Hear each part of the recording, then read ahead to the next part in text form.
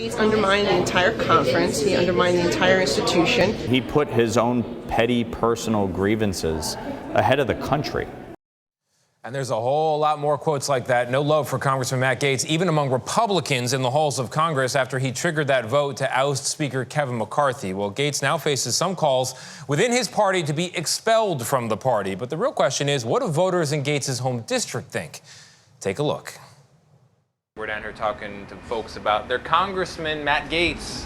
Back home in Northwest Florida. Hey, buddy, how are you? Matt Gaetz won nearly 70% of the vote last election, making him a star in this place known for military installations, beaches, and a sunny retirement. I'm an ultra-conservative Republican. 74-year-old David Monteleone loves the fight in his 41-year-old congressman. Somebody's got to stand for something and take authority and make it happen. Some fellow Republicans are worried that Matt Gaetz is causing chaos with no real plan. I don't see a lot of other Republicans that are getting out there and opening up the door to make a change.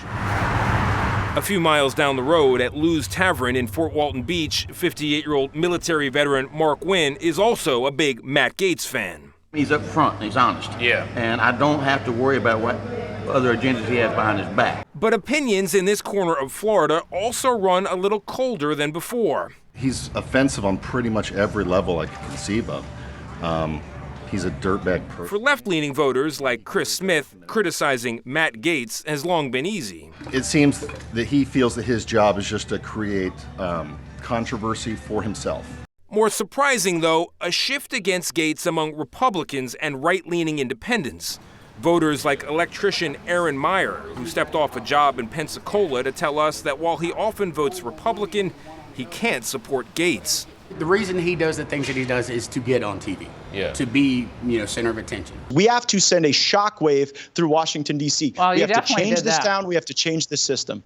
And while Gaetz has certainly become one of the loudest members of Congress, one voter said it's not only because he seeks attention, it's because we keep giving it to him. It's turned into a show,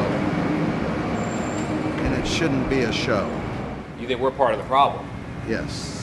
You're part of the problem, he's part of the problem, they're part of the problem. And he may have a point. So what's working then for him is not necessarily, quote, getting things done, but, quote, putting up a fight. Exactly. Adam Caton, who teaches politics at the University of West Florida, says that for a growing wing of the GOP, style is at least as important as substance. Gaetz is tapping into the same strain of feeling that makes Republicans like Donald Trump, right? He's picking fights with established institutions, picking fights with the media. It's a kind of a combative persona with a flair for the dramatic.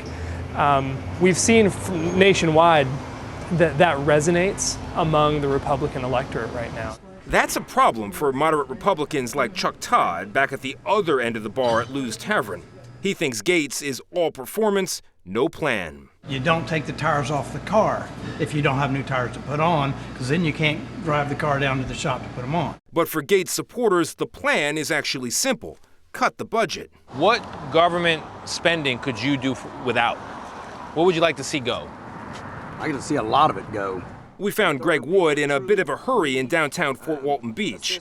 He says he's happy to see Kevin McCarthy go, whoever comes next, and doesn't much care if Gaetz hurts the GOP in the process. So you're pro Matt Gaetz as a conservative, even if he causes trouble for the wider Republican Party? I think both parties need to be shook up. For him and so many more who sent Matthew Lewis Gaetz II to Washington, the philosophy is simple. No compromise. All consequences be damned. If the government were to shut down, soldiers on active duty would not get a paycheck. That doesn't give you pause when it comes to supporting Matt Gaetz? The shutdown would be caused by both parties, not one individual. Matt Gaetz is a good man, but he ain't that good.